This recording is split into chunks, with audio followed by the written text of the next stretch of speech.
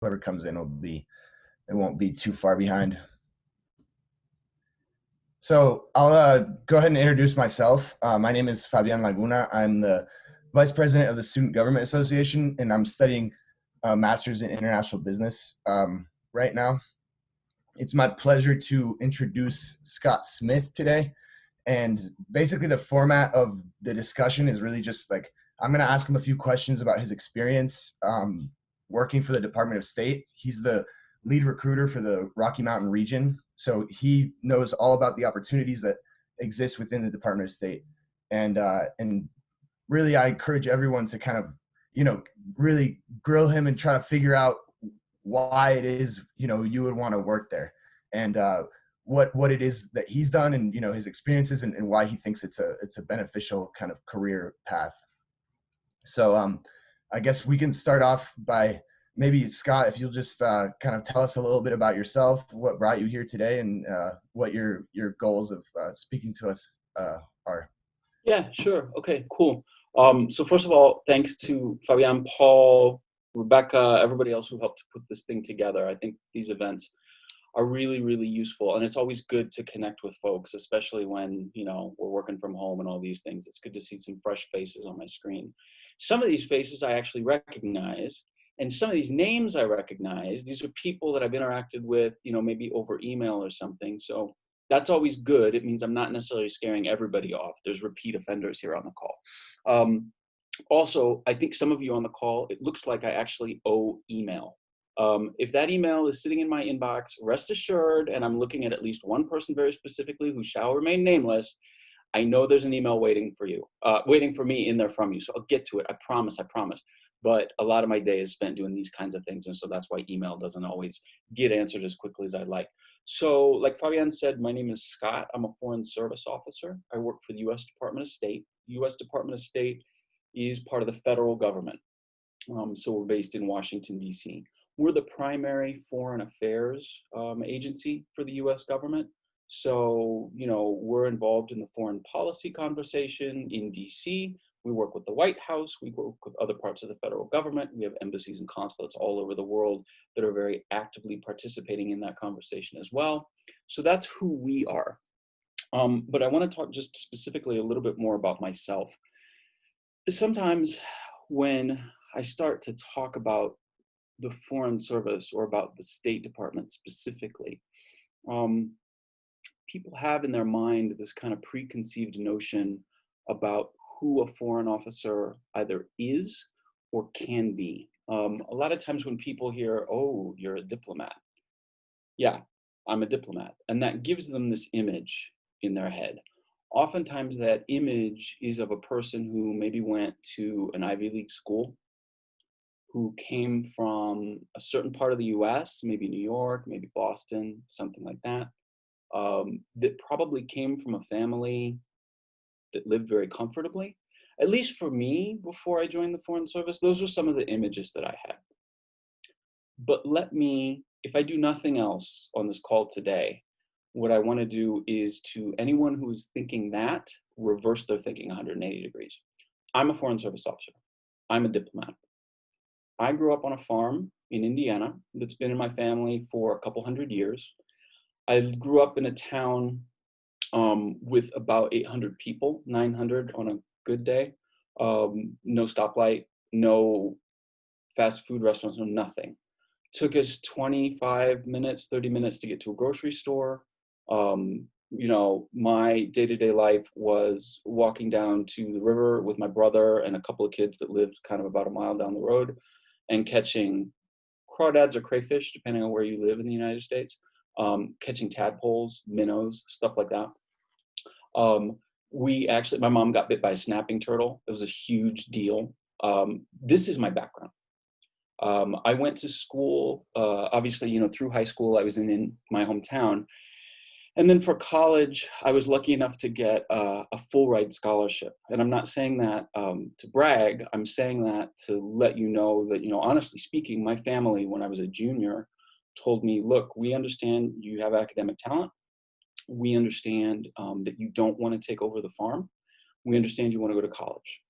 But we also want you to know right now that financially, that's not something we can do. So you're going to have to figure out how to make that happen. So junior and senior year, I worked like crazy and it paid off. I got that full ride scholarship. Without that scholarship, I would not have been able to go to college. At least not then. I probably would have had to work for years to afford it. And so that kind of took me on a very different trajectory. And I ended up, getting involved in international affairs, being very interested, and eventually I came into the Department of State. So like I said, the most important thing that you can take away from this talk today is that if you have these preconceived notions about who, quote unquote, qualifies for these jobs, just remember, if this farm kid from the middle of nowhere in Indiana, who grew up in a very, very humble circumstance, can do it, then why can't you? American citizenship is the key. For all the opportunities that we talk about today, they require US citizenship. Now, if you got that because you were born and raised in the US, like I was, or if you got that citizenship because you naturalized, you immigrated here with your family, you married a US citizen and naturalized, we don't care how it came. But citizenship is required. And so I'm very upfront about that because sometimes people join the calls and only later find out that citizenship was acquired. And they're disappointed because they've spent 20, 30 minutes listening to my spiel. So anybody can do it so long as they have citizenship. I have spent most of my career in Latin America. Our jobs take us to different places every 2 to 3 years. We rotate, we transfer, kind of like the military does. So I've served in Colombia, Japan, Guatemala, DC, Bolivia, Brazil, Cuba, Venezuela, and now I'm here in Denver. So Denver's kind of the outlier in that whole thing. Like, how do you end up in Denver with that career trajectory? Well, in the Department of State, what we do at our embassies and consulates overseas is we show the face of our country to the rest of the world. And if every face that we show to the rest of the world looks like mine, or has an accent like mine, or is of my race, is of my religion, studied the same thing I did, we're not really showing the US. Like, I look at a snapshot of this Zoom screen right now, and there's a pretty big diversity just amongst the 15, 20 people that are here right now. If we reduce that to just me representing the US, that's not fair to the country. That's not what we want the rest of the world to see. So I'm here in Denver because part of our diversity push is also to push geographic diversity. If everybody we sent overseas was from New Jersey or New Mexico or Florida or, pick a state, it's not showing the US. It's showing New Jersey. It's showing New Mexico. We need people to see the whole spectrum of the United States, and geography is part of that. So that's why I'm here in Denver. So I work in Idaho, Montana, Wyoming, Utah, and Colorado, and I do this kind of thing. I talk to people about job opportunities, internship opportunities, fellowship opportunities, all of that stuff. That's what I do. And so this kind of thing is part and parcel for my job. So I'm glad to be here, and I'm happy to answer whatever questions you have about whatever. Ask me whatever. And we'll just kind of see how it goes. He said to grill me. I don't like that word, to grill. I would prefer that I not be grilled. I know I'm not in control, but if you could lessen it from grill to, I don't know, whatever is a step below grill, that would be great. Yeah, we'll just sear medium rare. Okay, good. That's good. I'll start off with a question. I just kind of want to learn more about your experience working in the Department of State, and like, for me, it's really important that my employer it's like I'm working at a place that's fun to work and gives me a variety of different things to do, and I'm not like in a monotonous sort of environment. And diplomacy sort of sounds a little bit like, monotonous. So I'm curious if your experiences that are like fun and more kind of variety. Yeah, I could go on literally for hours about this, but suffice to say, it is not monotonous. It is the polar opposite of monotonous. First of all, because we move around every couple of years, I mean, imagine my work, so 9 to 5, right? My work, but also my 5 p.m. to 9 a.m. outside of work, moving from Tokyo to Guatemala. Wow, radically different, right? So monotony is not something that comes up when I think about the Foreign Service. We do all kinds of different stuff. I mean, it depends on where you're living, what the bilateral relationship is with that country and what we're trying to do. I promise you, you're gonna have to do a lot of email. Sorry, there's gonna be email. There's gonna be a lot of Zoom. There's gonna be a lot of conference calls. There's gonna be a lot of those kind of drudgery type things. But you know, if you can indicate to me a job sort of along these lines that doesn't include all of that stuff, please talk to me because I might consider it. If I could get rid of that, it'd be great, but I'm figuring out a way to do it. Um, so I've spent time doing, my God, like just for example, if you watch the news and you see that President Trump or the vice president, or I mean, not just them, but because they're in office, if the president, the vice president of the country, the secretary of state, if a VIP visits a country, they visit Japan, right? Everything you see on the news, all of those news clips, me personally, have worked to make sure that everything is set up so that that can happen. So that means working with the journalists directly. That means, you know, working with the site where the event is going to happen, working with security to make sure it all gets put together correctly. Working those VIP visits is just one of the things that Foreign Service officers do. I mean, working VIP visits, I don't know if anyone's ever been to Bogota, Colombia, but Bogota, the traffic is horrendous. And I was in Bogota when Colin Powell, this was years ago, visited his secretary, and I was in his motor pool, and they shut down the city. And we raced across the city in these big black sedans, like with, you know, armor plating and little US flags on them in like 20 minutes. Who gets to do that? Like nobody gets to do that. It's really cool stuff. So I could go on and on. There's drudgery, there's grunt work that has to be done. But like if you're in Colin Powell's motorcade and you zoom across a city of 6 million people in 20 minutes, there's not a lot of other jobs that are going to give you that opportunity. And I'll just say, if anyone has questions, if you'll just like use the raise hand function to raise your hand, or just put them in the chat. But you're welcome to ask any questions if you have questions.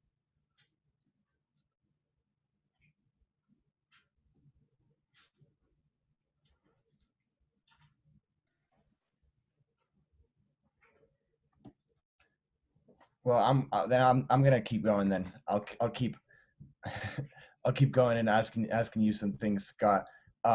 So I also, a very important thing to me for my employers is that I have like people that have, you know, a diverse set of backgrounds that I work with.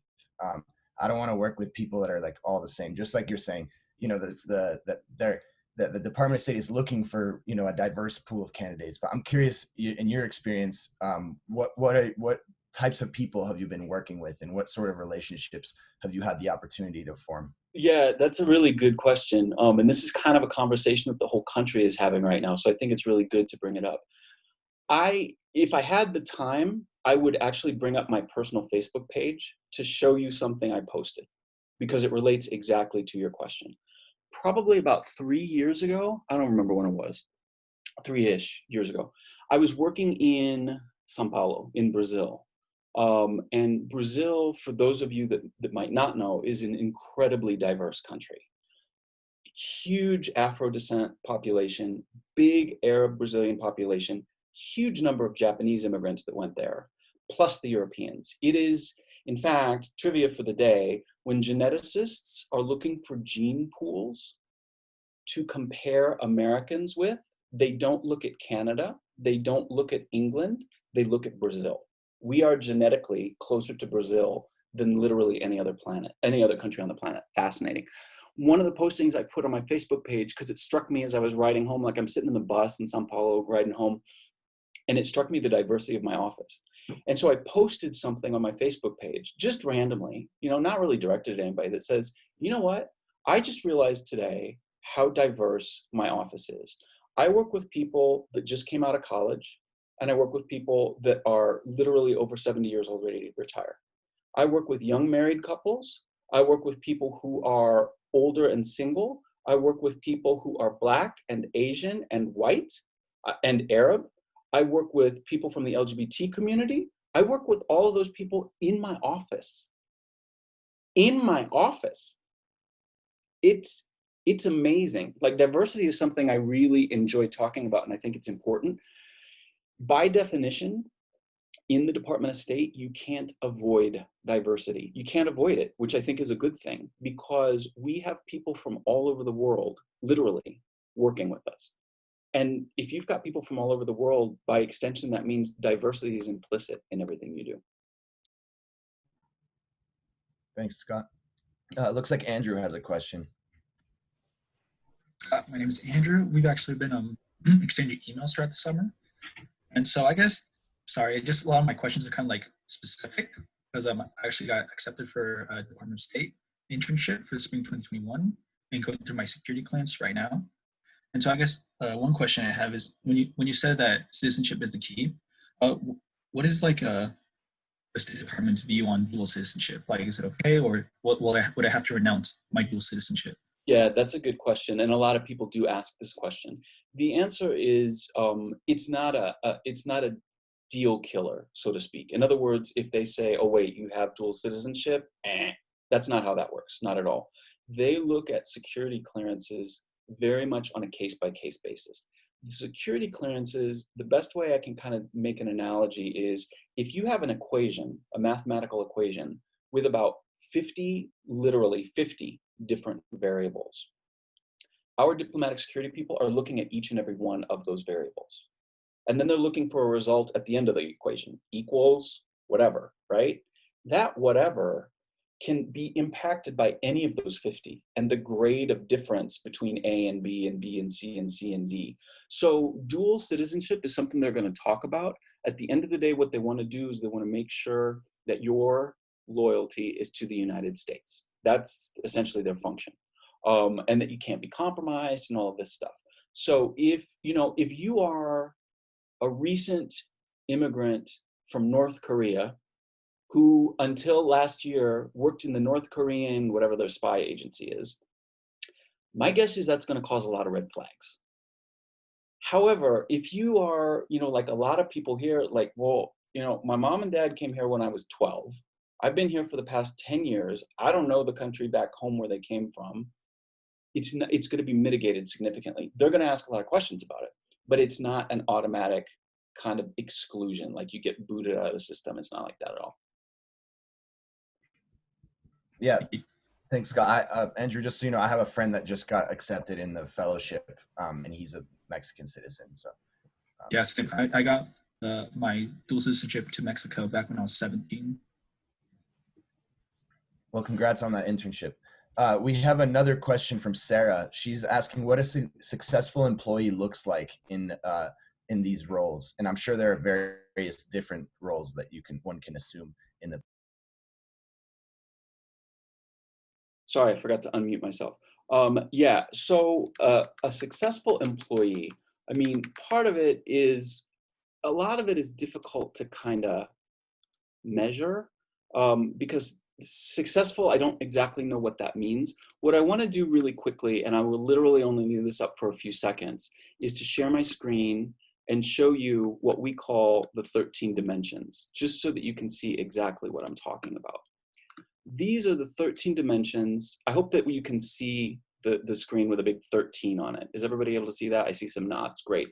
These 13 dimensions, and this is directly from our website, are the things that we evaluate candidates on in order to decide whether or not we'll give them a job offer to come into the Foreign Service. And if you think about what do you want your diplomatic corps, again, these are the people that are representing you and your country overseas, what kind of people do you want to be doing that job? If you think about that just for a second, my bet is you're going to come up with at least half of these off the top of your head.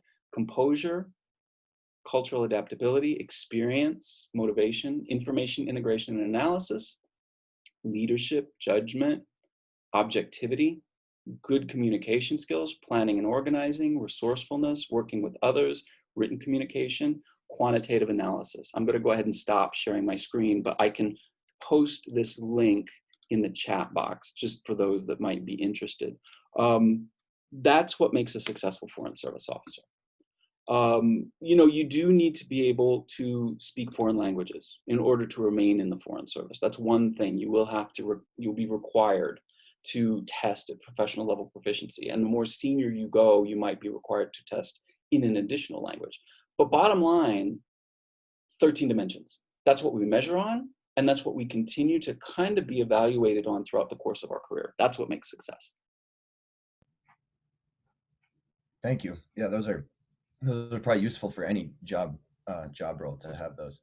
So we have another question from Rebecca, a little bit more specific. She's asking if the Department of State does payroll all in one place or if it's done at each location. And she's wondering if the various locations do audits. Yeah, that's a good question. So in general, the majority of our payroll stuff is done here domestically. I mean, the domestic people, they get their payroll paid through here in the continental United States. But that said, there has to be time and attendance accountability, and that includes, payroll and observing, labor laws to make sure that the number of hours of annual leave and sick leave, and when that's like all that HR stuff, it's different in every single country as well. So every single country is going to have a section in the embassy or the consulate, if there's a consulate, that deals with it locally. So, I mean, you are correct in that, let's face it, where does the money come from to pay our people? It comes from DC, right? The office isn't in DC. There are people that work on it in DC, but the main office is not in DC. It's in Charleston, South Carolina. But then you've got, I mean, how are you going to pay a Kenyan employee in Nairobi if you're managing it out of South Carolina? Well, there's going to be an intermediary, and those are the local folks. So if you're interested in kind of the nuts and bolts of how the US Department of State enables its team to go out and do the foreign policy work, there's a whole career track called management, where we deal with human resources, budget and finance, general services, procurement, managing the motor pool fleet, all that stuff. These are like our chief operating officers. We have thousands of these folks working all over the world, and you can be one of them. It's specifically focused on that. It's fascinating. Yeah, that is actually really interesting, thinking of how that logistically works. This is next question from Jeff is relevant to the previous topic of the language. He's wondering if there are language courses that are offered when you're transferring to a new post. This is one, for me, of the absolute coolest things about the Foreign Service. So like I said, you're not required to have a language when you come in. It is not required. You will need to learn a language in order to stay in. So the question is, how do you get from no language to learning that language? What happens for us is when you receive an assignment to go overseas, let me take a very personal example. I was living in Bolivia. I was working at the embassy in Bolivia. And I got my next assignment. My next assignment was, as I mentioned before, São Paulo in Brazil. At the time, I didn't speak Portuguese. I had Spanish, but I didn't speak Portuguese. So as part of my transfer cycle, part of the time, between leaving Bolivia and arriving in Brazil, I went to school full-time, 23 hours of classroom study in Portuguese a week, with about 15 to 20 hours of homework a week that I did, on my own after class. And that was my exclusive and only focus for my job. I didn't go to an office. I had no emails to respond to related to work issues. I had no phone to answer. I didn't have to go out and be doing outreach events or anything else. My job was to learn Portuguese. Now, let me take this point one step further. You as students, think about the schedules that you are managing. You might not be in class 23 hours a week, but it is not unusual if you're a full-time student to be in class 15 hours a week, sometimes even pushing 20 hours a week. The amount of homework that you do is probably also similar to the amount of work that I was doing, 15 hours-ish a week. Let me pose a question to all of you. We managed the same schedule. How much money did you get deposited in your bank account every 2 weeks for doing that? I got my paycheck. Brilliant, brilliant. So the answer is yes, we need you to speak languages. Yes, we will provide you the opportunity to do that. And we will provide you the opportunity in a way that allows you to focus on it as your only task. You're not distracted by doing other things in the office. Your job is to learn the language. That's it. Oh, that's pretty awesome. We have Maya asking what the difference between an internship and a fellowship is, and maybe you can dive deeper into what opportunities are available. Sure. So the difference between internships and fellowships, internships are kind of like they're work opportunities. So an internship in the traditional sense of our internship program is a full-time work opportunity, 40 hours a week. It lasts typically 10 weeks at a time. It's a discrete chunk of 10 weeks. And they're offered 3 times a year: fall semester, spring semester, and over the course of the summer. You might imagine that most people are interested specifically in the summer because oftentimes when you're a student, it's easier to get away from school over the summer and do something full-time by trying to do it during the academic year. So the internships are these full-time work experiences. There's a couple of different programs. I won't go into great detail at the moment. I can share the link so you can actually take some time looking at it. Now, the fellowships are different. The fellowships incorporate internship experience. So you'll get internships within the fellowships, but the fellowships are much bigger than just the internship component. The fellowships, there's one specifically for people studying information technology. So if, for example, you're a sophomore right now studying information technology, there's a program you should look into. I'll post the URL and think about. Or there's another one that's focused on, there are actually 2 that are focused on international affairs. If you want to go back and do a graduate degree, a 2-year master's degree in a field related to international affairs, could be IR, could be public policy, public administration, regional studies, there's fellowships for you as well. So what is a fellowship? I said, the internships are part of it, but there's more. The fellowships pay for 2 years of school.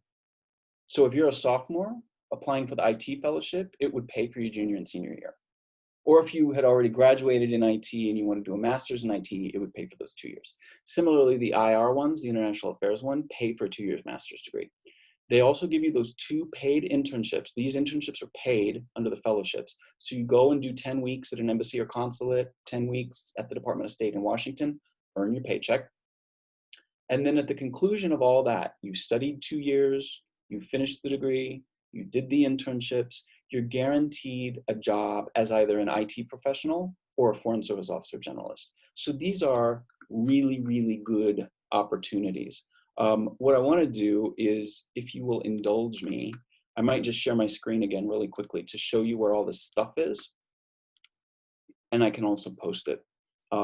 So this is our website. I'm going to enlarge my screen so I can see it a little bit better. You'll see here on the tab that says Learn, it's kind of just for those that are in the information gathering stage. Like, what is this State Department thing? What is this all about? What do they do? What do these people actually do on a day-to-day basis? There is, because we were talking about it, diversity inclusion is up there. Then if you're really thinking, yeah, State Department, cool, I kind of want to do that. This is where you do a deep dive into what the job opportunities are. So this is professional stuff. Domestic positions with the civil service, foreign service jobs, all of that stuff. Then if you look over here, this is what students are often interested in. The first one, Wrangell, and the 4th one, Pickering, those are the international affairs fellowships that I said will pay for graduate school.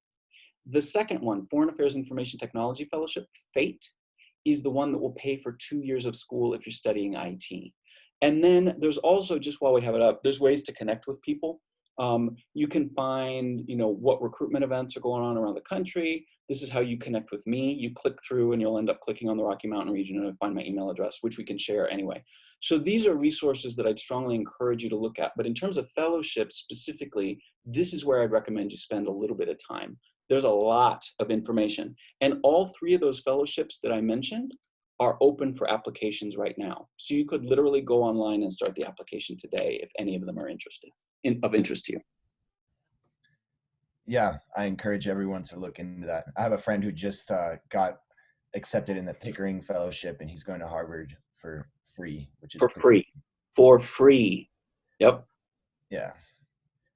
So Russ has a pretty interesting question.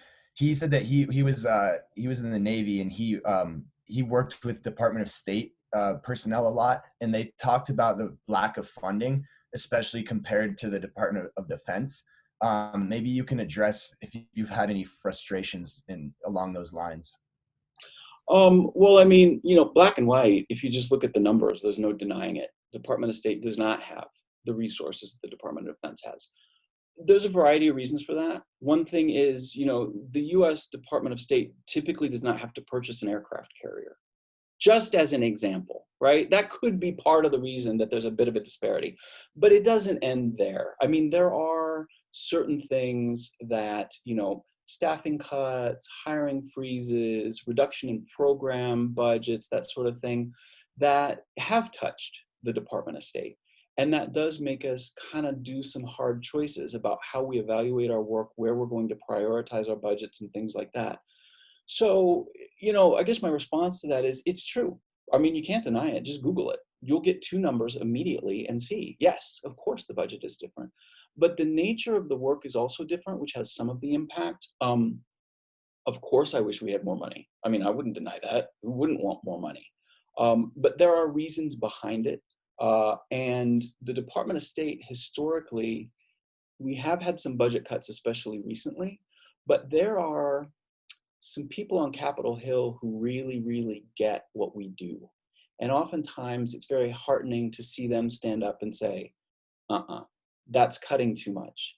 These people are doing important work, and they stand up for us. There's kind of a lobby, or groupies. I don't know if you want to call it that, but there are allies on Capitol Hill. So yeah, you're right. Budgets are different. There's some reasons for that. I wish we had more, but it's the reality. And so we have to make some tough decisions about how we prioritize our work.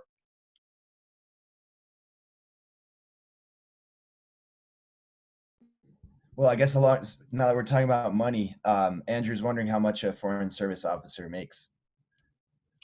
That's a good question. If you Google foreign service pay scale, our salaries are public information. You can find it. You can Google it right now if you want to. Now, it's this big chart that's got like a mind-numbing amount of data on it. So you'll have to take a little bit of time to scroll through it to figure out what it means. But it depends on a couple of different things. When you come into the foreign service, it'll depend on how much education you have. Somebody who has a doctorate is going to earn more initially than somebody who has a master's, who's going to earn more than somebody who has an undergrad, is going to earn more than somebody who doesn't have a degree at all, right? The number of years of work experience you have related to international affairs also has an impact. Somebody who's been working for, I don't know, international blah, blah, blah, incorporated, right, for 25 years, they're going to earn an initial salary that's higher than somebody who has zero international experience professionally, right? So there are these things. It's a hard question to answer because I can't give you a specific number. We don't have like one number that you come in at. Suffice to say, if you go to Foreign Service Pay Scale, if you Google it, take a look roughly at what is FS level 5 or FS level 4. Those are some good guidelines about where you might come in. Now, here's the thing about money. Money changes throughout your career for a variety of reasons. One is that, typically as long as you're doing a good job, you're getting promoted, you're going to get more money slowly over the course of your career. Okay, great. That's one thing. Second thing is, don't forget you're moving around every couple of years. 2 years here, 2 years there, 3 years here, 3 years there. We have different kind of allowances that are added onto your salary by virtue of where it is that you're serving, or if you speak a super hard language, there's things that you can get a bump up, kind of. So for example, when I was living in Bolivia, I got that at the time, Bolivia was a 25% differential post. What that means is that roughly, just for our purposes, assume you get a 25% bonus for living there, right? When I was living in Tokyo, I got a big fat 0 bonus for differential, because Tokyo, access to medical care is great. Transportation is great. Personal security is great. Phytosanitary conditions and the ability to eat food is great. Bolivia doesn't have so much of those 4 things. So the incentive is extra pay in places that add increasing hardship to life and work in that particular post. There's other stuff that comes into play. COLA, cost of living adjustment. Tokyo, I got a huge COLA because, a cup of coffee at the time would cost like $8.50 versus in Bolivia, 5 cents. So cost of living is something that can adjust. don't forget, I didn't mention it, so I shouldn't say don't forget, but let me mention, while you're living overseas, your housing is paid for. So I'm not paying rent, right? So that's already off of your budget. In Bolivia, the cost of living is extraordinarily low. It's much cheaper than in the US. So I'm earning not just my US salary, I'm earning 25% on top of it. And the amount of money that I need to spend is reduced by this because I'm not paying for housing. And now I'll go off the screen even lower because I could go to the farmer's market and buy 2 big canvas bags of fully organic, gorgeous produce every week and spend $18 and be done for the week. No more grocery shopping.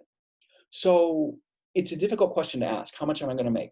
I don't know. There's a lot of stuff that can have an impact on your initial, and then there's stuff that has an impact on the back end. But don't forget there's stuff that can also improve you along the way, including COLA, hardship differential, and stuff like that.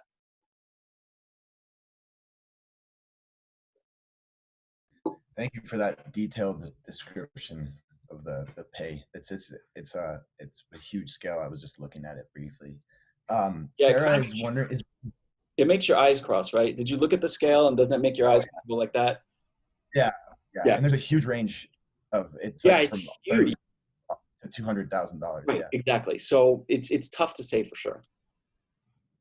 Sarah's asking about the Monterey programs, the foreign language learning, if those were what you were referring to at some point You kind of when broke we were up. talking You're about talking about Monterey. Is that what you said? Okay, so Monterey is not part of the Department of State. That's a completely different, I mean, for example, DLI, the Defense Language Institute and stuff like that, those are not programs run by the Department of State. They are places that people from the federal government go to learn language, but it's not State Department stuff. If you want to take a look at some of specifically our foreign language opportunities, let me just put this in here real quick. If you go to exchanges.state.gov, this is one-stop shopping for pretty much every single exchange program opportunity that the US Department of State offers. Now, keep in mind that a bunch of the exchange program opportunities that we offer are specifically for foreign citizens, non-US citizens, right?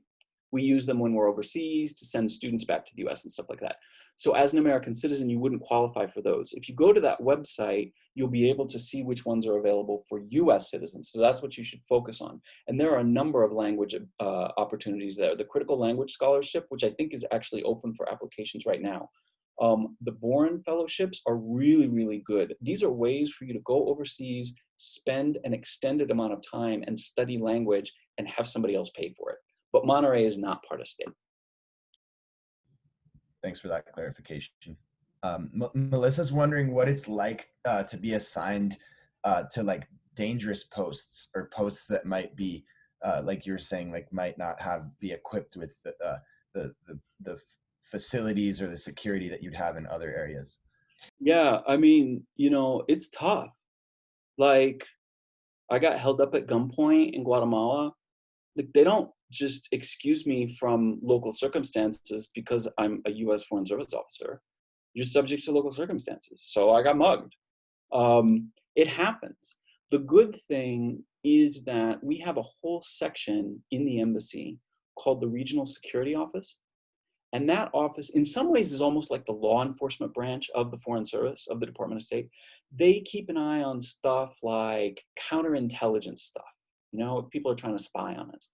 They keep track of local crime trends. Oh, it looks like people in this neighborhood are consistently getting, you know, carjacked. Guys, don't go there. They're the ones that help share all of, they keep track of that info and they share it with us.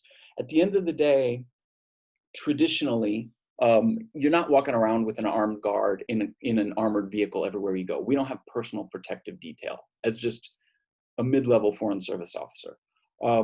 But we're given a lot of information and we make decisions based on that information. I mean, if you remember 13 dimensions, one of the things we measure on is judgment. And so if we're telling you, hey, don't go to that nightclub because people are getting roofied, and then you go to that nightclub, we might have made a hiring mistake because you knew that and you used poor judgment. So it is something that you have to enter with your eyes wide open. This is the reality. The world has some very dangerous stuff going on. but we give people as much information as we possibly can so they can make the best decisions about their own and their family's personal security. Some really good questions, everyone. Russ has a question about your challenges executing American foreign policy during this time, when the participation in the international sphere is a little bit derided by the public figures. I mean, you know, see, here's the thing. Like, let me take a step back.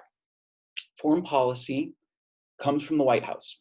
Whoever's in the White House, you know, we put them in there, and it's going to change maybe every 4, maybe every 8 years. So policy is going to constantly fluctuate. So I've been in 18 years. I worked under George W. Bush, Obama, and now under Trump. There are countries that loved us under Obama and now don't like us so much under Trump. There are countries that are the exact polar opposite. Israel comes to mind. If you take a look at Israel, the Israelis under Obama were not real cracked up on us. And Trump came in and made some changes that the Israelis really liked and appreciated. And our approval, quote unquote, approval rating went through the roof in Israel. So it's always going to change. And it changes from country to country, even in the same administration. So the important thing to remember, I think the takeaway from this is that when you're a foreign service officer, you are out there representing the policy. When somebody asks you a question, they're not asking, even though they might be, you should not answer what you think. You should answer what the policy is. So, for example, if somebody says, hey, you guys pulled out of the WHO, do you think that was a good idea? The answer a foreign service officer will give will be the response of what the policy decision actually was. We pulled out for XYZ reasons. Because our job is to advocate for and represent the United States. It's not to explain what Scott thinks. That's not my job. They don't pay me for that. Now, nobody gets lobotomized when they walk into the Department of State, right?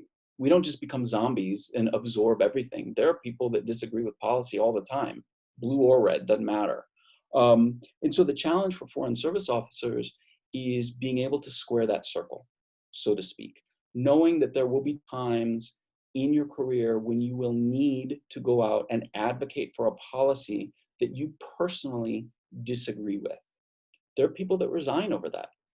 There are people, for example, in the run-up to the Iraq War in 2003, who resigned because they said, this is wrong. This is a big mistake. I cannot conscientiously go out and represent the United States taking this path. So it's a challenge. It's something you got to think about. Changes all the time. But don't forget, like, I would defy anyone on this call to name one person in your life with whom you agree on everything. It doesn't happen. Your spouse, your parent, your next door neighbor, even if you're 99% aligned, there's always going to be that one part, right? That's how it works with policy. There's always going to be something you don't like. It's just a function of the reality. Thanks, Paul. Or Scott, sorry, I was just writing Paul's name. So I'm going to group these next two questions together because they kind of are asking about financial help in different circumstances. Andrew's asking if there's financial help for unpaid internships in terms of housing and like room and board. And then Julie is wondering if they provide assistance to your family if you want to move, or if there's PTO to visit your family. Okay, so that's a whole bunch of stuff we could talk about. First of all, the internship, traditionally on paper, in black and white, the standard, the baseline, what you should anticipate is that it's unpaid and absolutely nothing else is going to be paid for. Housing, your flight to, the car or wherever you're doing the internship. That's the baseline for the internship. Let me say a couple of things about that. First of all, we recognize that puts us in a really weird position because there's a whole lot of people in this country who cannot afford to do something like that. We recognize that, and we want to be really upfront about that because I would have been one of those students as well. So we're trying to work on ways to make it better, but the baseline is unpaid and everything is on you. Now, that said, the department also recognizes what a challenge that is, right? So we do things to try to help offset costs from the department. For example, summer happens to be the peak transfer season for foreign service officers. So many people, their families, they leave, May, June, July, and then the new person comes in July, August, September, transfer season, right? During transfer season, the houses, remember I said they're paid for, those houses and apartments are vacant. And so it's always a good idea to have somebody in the house just from a perspective of what if a pipe bursts? What if, something crazy happens? It's good physically to have someone in there. Plus, it's good for us to know that our interns are in housing that is safe, that is up to US code, that's in a good part of town and won't be dangerous to walk outside the front door, and then is free. Now, that's never a guarantee, to be clear, never a guarantee. And you should not bank your decision on the possibility that you'll get that housing. But I'm trying to think of a post where there wasn't some kind of housing available, and I can't really think of one. Tokyo was tight. There was not much housing available for free in Tokyo. But the other places, for the most part, yes. So that's one way. Another way is sometimes universities, and I can't speak for the university, so I will just raise it, that some universities have certain pools of money that you can dip into to help defray costs for unpaid internships. That might be something that's worth looking at. There are certain affinity groups in the State Department, groups that are African American oriented, Asian American oriented. Sometimes they do some kind of like scholarship, mini scholarship to help defray costs. So there's ways to mitigate the issue, but they're unpaid. I mean, that's what you got to work from, unfortunately. Now, the second question about family, I'm not sure if I understood it correctly. Could I ask her just to come on camera or mic and tell me what specifically she was asking? Hello? Hi. I don't know if you can hear me. Can you hear me? Yes. Oh, perfect.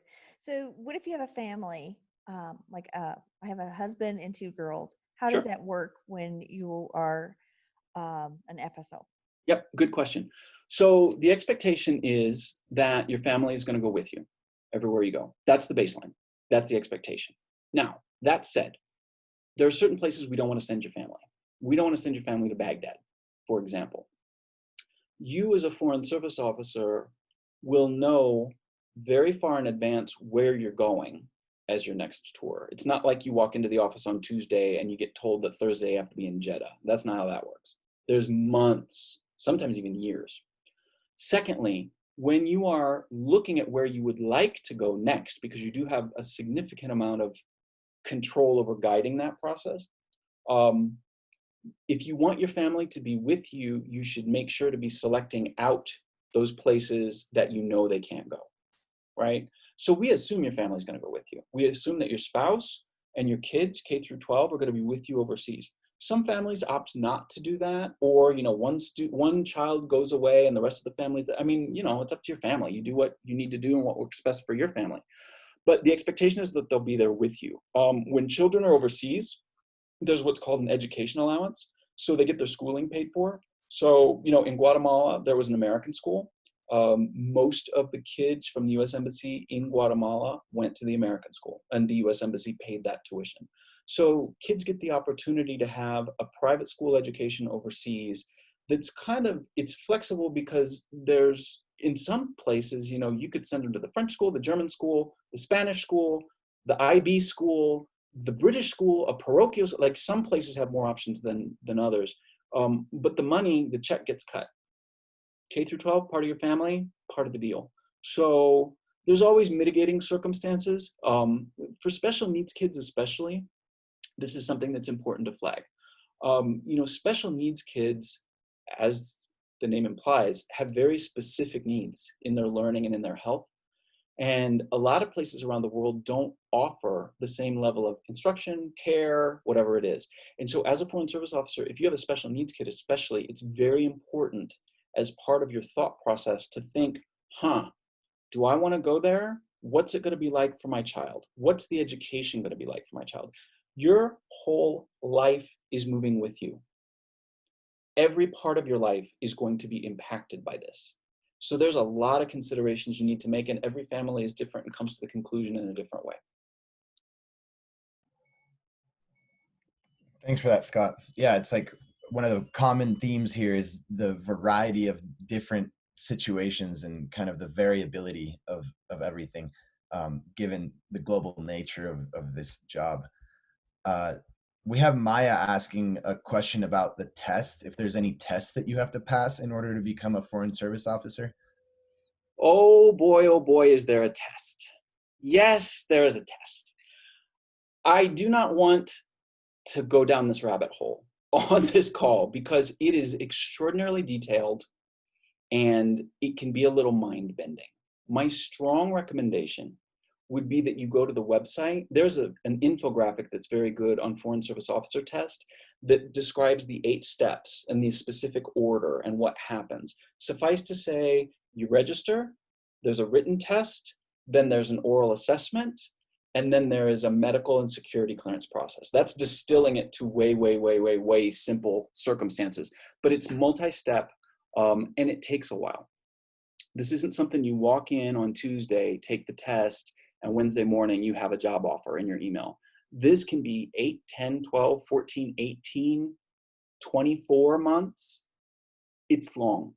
So take some time in the information gathering stage to take a look in detail at the stuff that's offered online, because it's a pretty good explanation. But remember, it's a long process. Maya, did you want to ask a follow-up? Yeah, like would doing an internship or fellowship kind of help in the sense of, or would you still have to take the full test and go through Yeah, that? here's the thing. So a lot of people ask questions like that. Well, if I do an internship, does it help? What should I study so that I can pass? You know, should I get a master's degree? The answer to that question is, you tell me. Remember the first thing I put up on the screen? 13 dimensions. That's it. That's what we measure.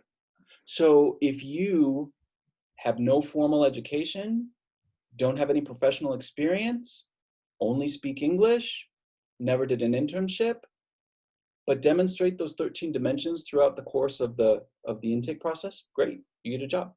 If you have every doctorate in the world, speak every language in the world, have 30 years of great international experience working professionally, did 15 internships as an undergrad, and you can't pass the test, sorry, you didn't pass the test. 13 dimensions. So how do you get those 13 dimensions? I got them. How did I get them? I don't know. It's the sum total of your life experience that leads you to success in that intake process. There are obviously things that you can do to help, right? But is an internship going to help or directly lead to a job? It definitely doesn't lead to a job. Whether it helps or not, my gut would say it probably helps, but I don't have data to back that up. I say that simply because when you're an intern, you're in the building. You see what's going on. You see what the job's like, and that might help to inform how you respond to the questions that are asked throughout the intake process. But I don't have data to back that up. So you tell me, 13 dimensions, we all come at it from a different angle, but that's what we want to see. Yeah, and the other thing about internships is it could lead you to a job, a different job, you know, through the people you meet there. So it's always useful. We have Andrew asking a really relevant question. Considering that we're banned from many countries because of the pandemic, how does that affect foreign internships? Yeah, so that's a good question. That's actually a really good question. So the pandemic has introduced a whole lot of uncertainty in everybody's lives, right? Every organization, every church, every community, every family, there's all kinds of stuff that's a little bit more uncertain now than it was a year ago. The plan that we have as of now is that the interns that are coming on board right now for fall of 2020, they applied earlier this year. They applied in January. That internship opportunity happening right now has been converted to virtual. No one is going to in-person. So they got the internship, but it's going to be virtual. Unless there's something going on out there that I'm not aware of, which is always possible. But to my knowledge, everybody's going virtual. What's going to happen for summer of 2021, that's tough to see right now. We work on the baseline assumption that we're going to do it in person. And then we will calibrate, we will adjust once we get closer to that date. So for people who applied, the deadline was actually yesterday. For the internship, Let's see how the next 6-8 months go. And hopefully, if things go in our direction, the students are going to be able to travel to wherever it is that they are planning to work. If not, we'll make an adjustment and we'll figure out how to do it virtually. So I have a question that might be a little bit difficult for you to answer, but I am curious about it. So when you talk about, I think earlier you mentioned the concept of loyalty, like you have to be loyal. You can be a dual citizen, but you have to be loyal to the United States. In the current kind of political environment, loyalty is kind of getting confused with, like, loyalty to the country seems to be getting confused with loyalty to a certain party or individual. So I'm curious, like, if that has been kind of, infiltrated that attitude in the Department of State, and like, what your role is, like what that loyalty really implies. Yeah, that's a really good question. And yeah, there's some changes going on in the country that a lot of assumptions we've always made, we might need to start thinking a little bit more deeply about, because I think there's a blurring of lines, like you said. We'll see how it plays out. The bottom line answer, though, is that, for the Department of State, and in fact, for the federal government writ large, party affiliation, the way you vote on stuff, is a totally separate thing from day-to-day operations. It's not, for the civil servants and foreign service, this doesn't come into play. So there's not anything like, oh, so you voted this way, well, then we're going to deny your clearance. No, that doesn't happen. Now, if you went on Facebook and advocated for the assassination of the president, my assumption is diplomatic security is probably not going to be real eager to give you a clearance. And that's motivated by your party affiliation, maybe, but the determination is not going to be because of that party affiliation. It's because you are advocating a violent act against the federal government, specifically an elected leader. So it doesn't come into play in the decision-making. It doesn't come into play in the work. What you will see is that certain positions in the department and in other parts of the US government will change in the bureaucracy. The person doing the job will change because there are what we call political appointees, which you might have heard of. The president, it's his or her prerogative to bring in, for example, ambassadors or the representatives of the president, the White House, US foreign policy, federal government in a country. It's up to the president to figure out who should be in that job. Lots of them are foreign service officers, but not all of them. Some of them are political people. So that's kind of a party affiliation that comes into play. But for clearance, no impact. And so it doesn't kind of infiltrate the culture. And I'm guessing just from what you've explained, it seems like the culture could be like there's a bunch of there's a bunch of offices that might have their own culture. So it's like, you have this overarching kind of, sense of rigor and kind of excellence with the 13 dimensions. And then every office is kind of its own thing. Is that kind of like a good way to visualize it? I think I'd respond to that in a couple of different ways. One is, it is true. I mean, we're an organization of like 50, 60,000 people. There's no way in the world 50 or 60,000 people with all of the different trajectories that they have taken to come to this point working for the State Department. No way they're all going to agree on everything, operate the same way, see things the same. It's impossible. Human nature, the diversity of the human is what makes it awesome, right? So it is true that there are differences, in the way people are operating, stuff like that, but part of it is a function of just human nature, right? A second thing I would say is that I have been struck that pretty much everybody I've worked with over the year, like, they want to serve the country. They're in it because they love this country. I didn't get to love this country because I loved a specific president and then it grew out of that. No, this is an awesome country and I love it and I want to help it. And I think that there's a lot of that as motivation. And so that helps to mitigate kind of the party thing. The third and final point that I'd make on that is, as you mentioned in the 13 dimensions, one of the things is objectivity. We specifically require people to demonstrate that they can divorce their personal feelings, interests, whatever, and look at an issue and objectively make the decision, even if that goes against what they believe or what would be in their personal interest. We measure people on that. So yeah, there's differences, totally, of course, but there's things that we put in place to mitigate it. And also the kind of motivation that people have is common irrespective of political affiliation, I would say.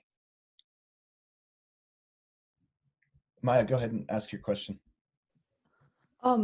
So I'm like Brazilian and speak Portuguese, and I know that there's some people that mentioned they were like dual citizen Mexicans, and probably spoke Spanish. Have you noticed that like you'd get you'd be more likely to be located in a place like that's Spanish speaking if you already speak Spanish, or does like do they kind of play to your strengths in that sense, or would I have like just as much of a chance to be in China and learn Chinese?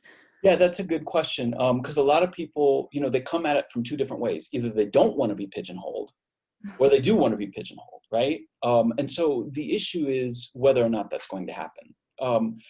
It doesn't happen that way. Really, you'll have a lot of influence over where you go. You never get to just say, okay, I want to go there, and then it happens. It doesn't work like that.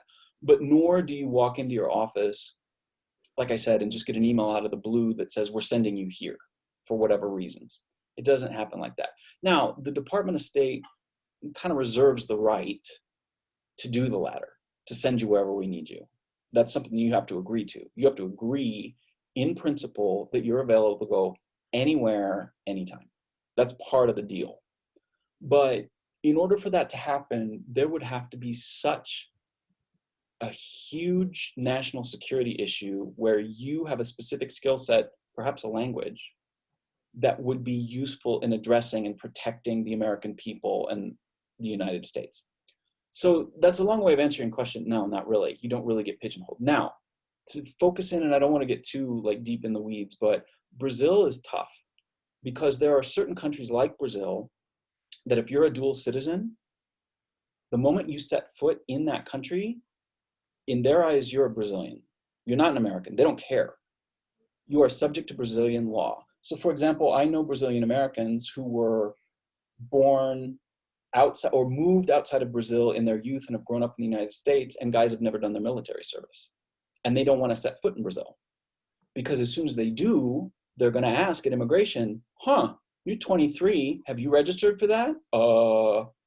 So every country has specific rules and regulations that we have no control over, but the citizenship can have an impact on whether or not that person could even get a visa to live and work in that. Brazil isn't going to issue a visa to a Brazilian citizen. And to be a US diplomat, you have to have a visa, diplomatic visa, to provide you privileges and immunities. Can't send you to Brazil if you have dual citizenship. And there are a lot of other countries in that boat. So don't worry about getting pigeonholed. Do know that you'll have the opportunity to do stuff you want to do. And if you want to work like in Lusophone countries, or you want to work on Brazil issues in DC, probably have a good chance to do it. But because of the way Brazilian citizenship law is structured, it's really unlikely you'd ever end up going there. Thank you. Yeah, that's really interesting. I never thought of something like that. Let me just say on that point, my whole life for the past 18 years has been, oh my God, I never thought about that. My whole life, because you're moving from country to country to country to country. And like, you know, I never knew, like, for example, I was in Caracas. No, wait, I wasn't in Caracas. I was in Buenos Aires, and I needed to get money from Citibank, and my card was blocked. So I had to call Citibank to unlock my card. And they said, give me your data, you know, all that stuff to confirm. Great, they did. They said, okay, we've now sent a new PIN to the cell phone number that we have on record. Okay. So that's a 202 area code, right? A DC phone number. Yes. Okay, here's the thing. I'm in Buenos Aires. I can't get a text message on a 202 phone number. Can you send it to me some other way? No, sorry. I never thought of that. Like, I never thought of that. My whole life is moments like that. It can be frustrating, like that one was, but it can also be, this is amazing. Like, really cool stuff happens too. It's all about unanticipated stuff can be really good.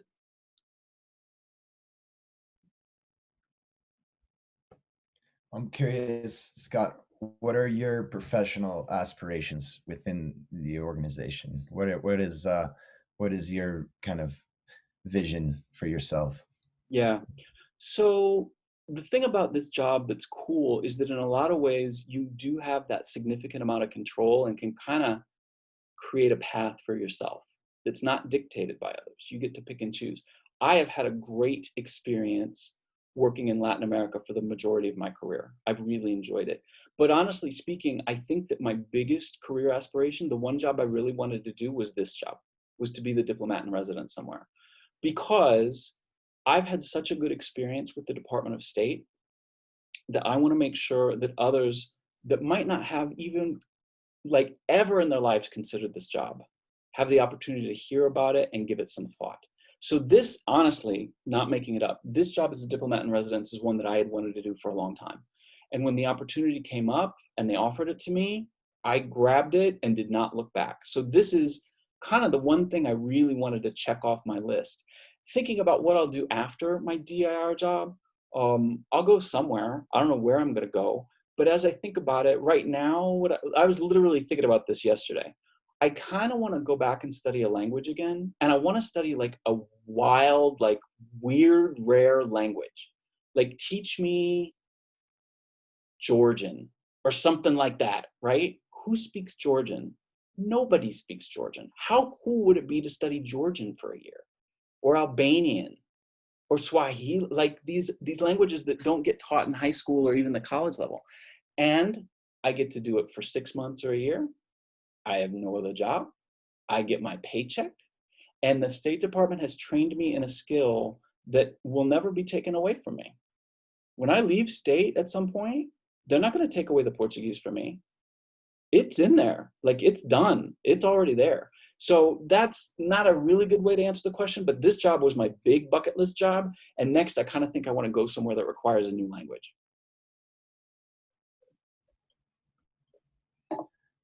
So is this Maya's asking about vacation time.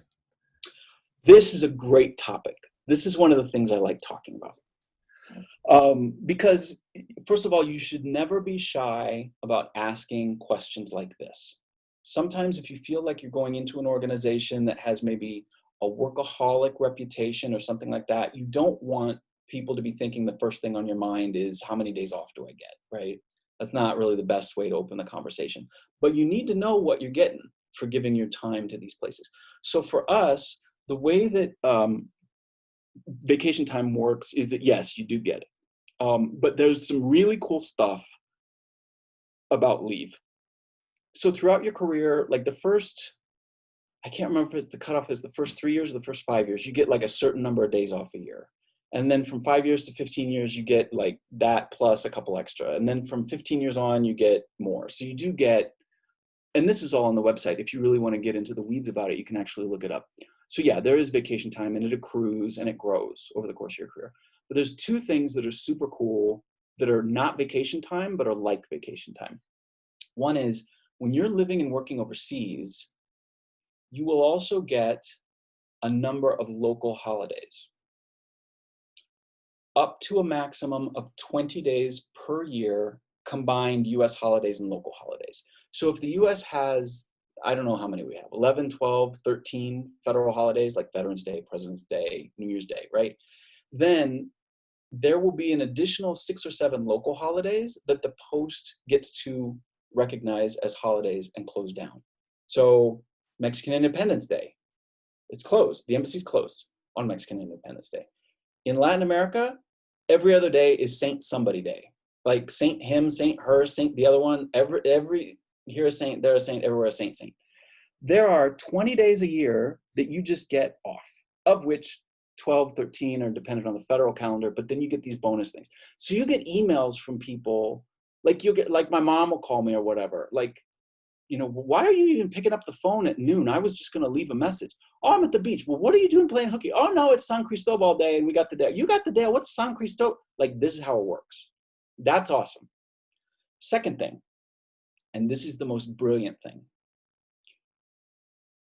Between posts, they have this wonderful thing called home leave. Now, what is home leave? Many, many decades ago, early 20th century, let's say, when our diplomats were transferring, let's say somebody's working in London, and then they're on their way to Cairo, just to make up an example. They didn't have internet.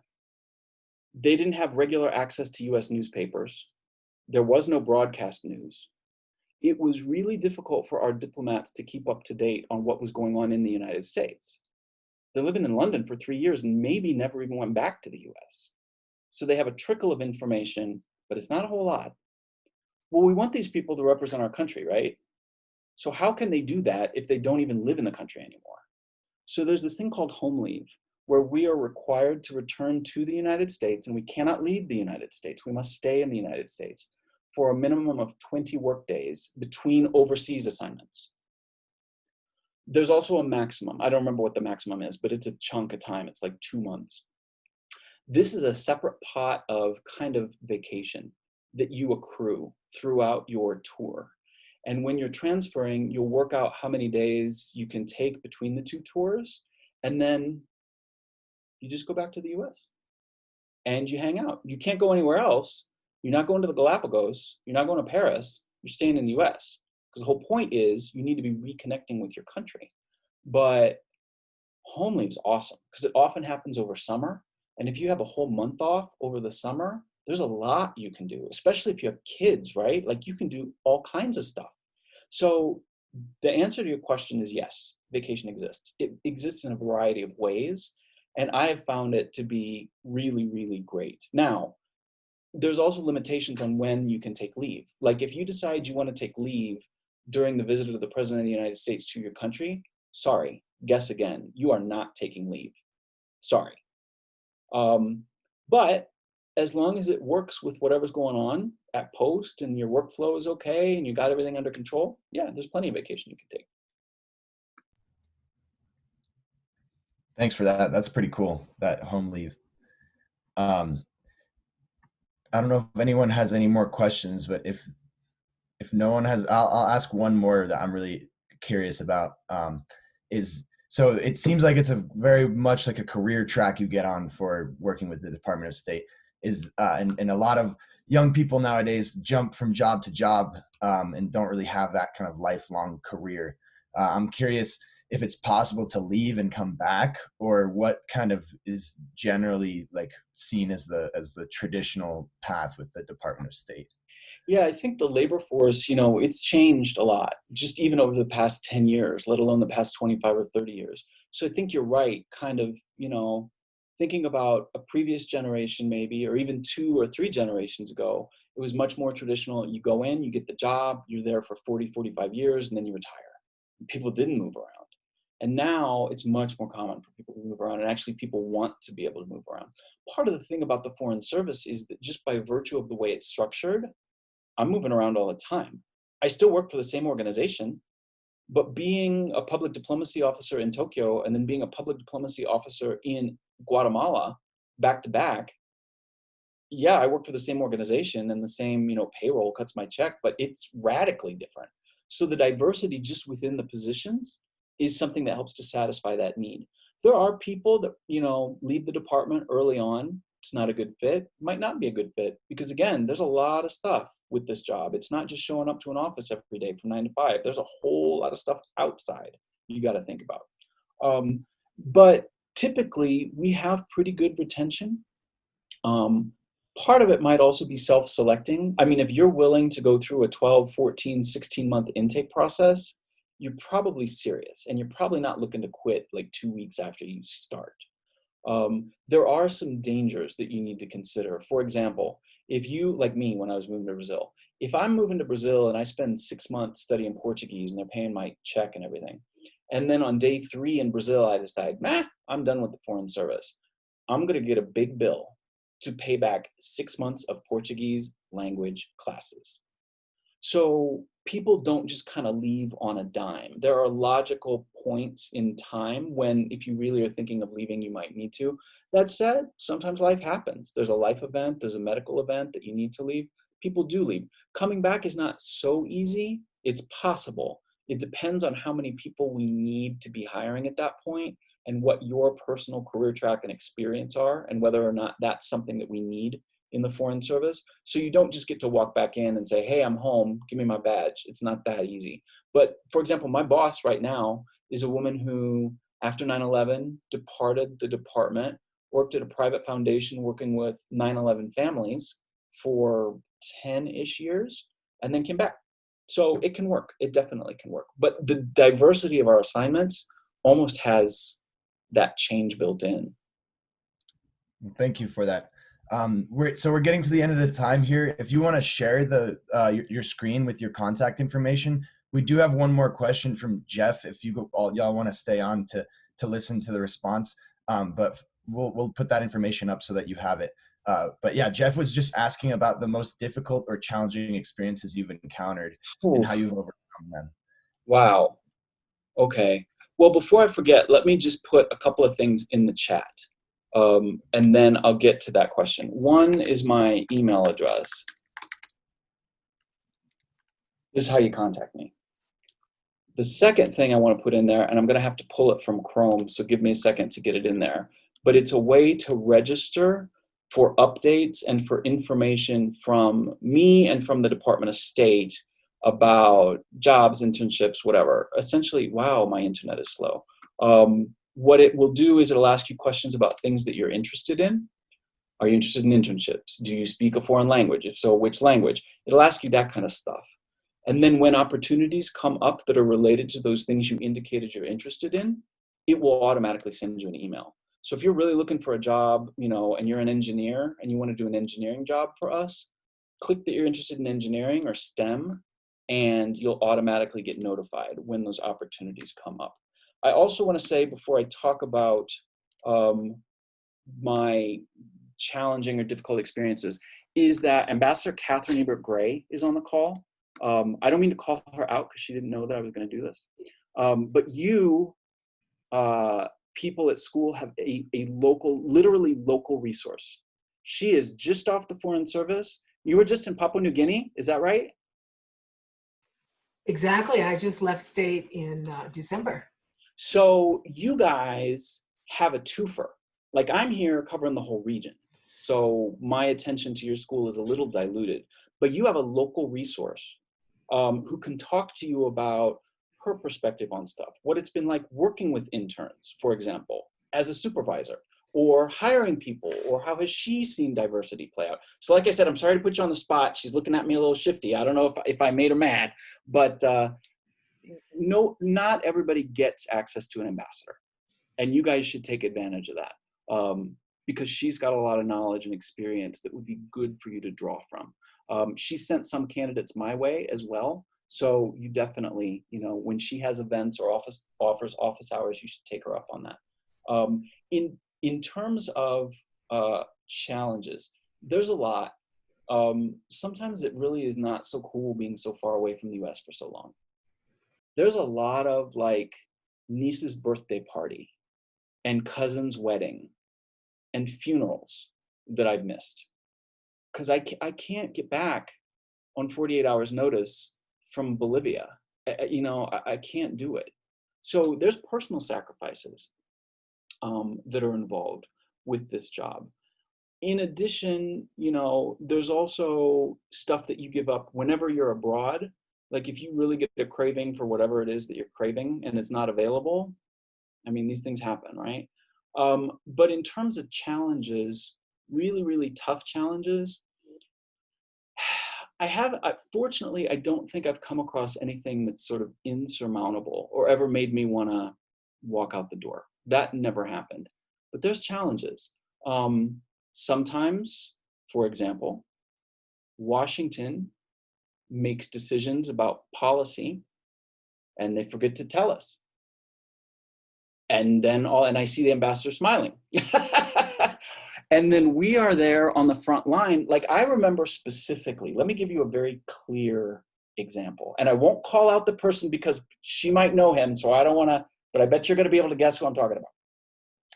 There was an assistant secretary once who was the assistant secretary of the bureau that we call INL, which essentially deals with narcotics, law enforcement issues, crime, trafficking in persons, and these sorts of things. I was in Bolivia. Bolivia and the US were not the best friends. Kind of a cantankerous relationship. And so the State Department frequently got criticized on Capitol Hill because Capitol Hill said, why are you sending counter-narcotics money down to them in Bolivia? They hate us. They don't deserve our money. They shouldn't get our money. To which we would explain, well, listen, the deal is this is a regional thing and it has an impact on the US and it's not just a bilateral issue. It's not a reward. Like, this is something that is in our interest. So funding continued. So we had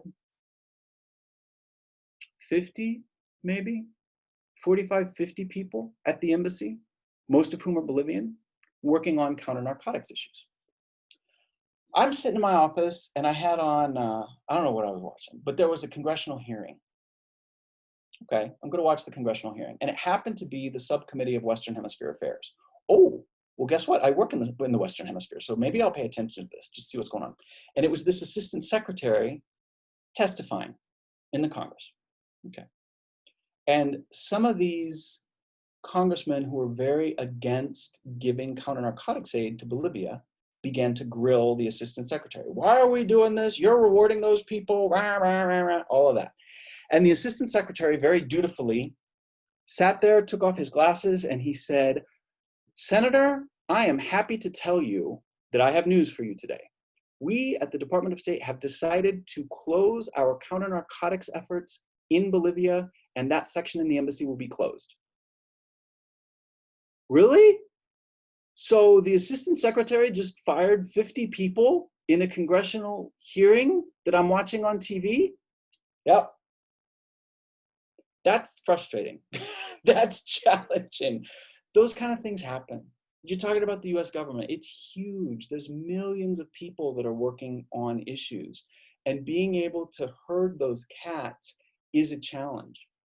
But the challenge has a positive and a negative side, right? The negative is when stuff like hits you like that.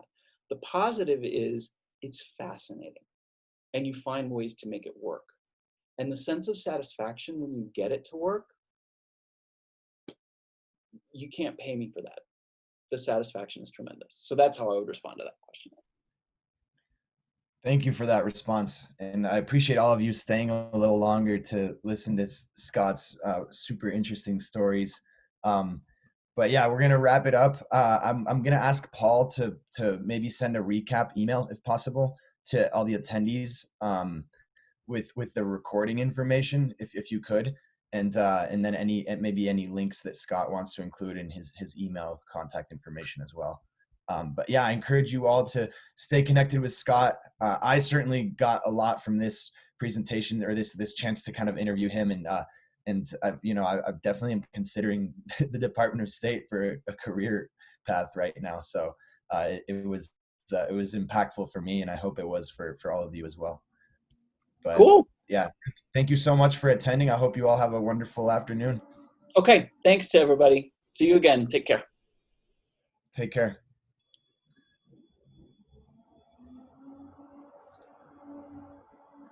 So Paul, if you could just send is that possible for you to do? Just the same email list that you sent the Zoom link to, send maybe wherever they can access the recording, and then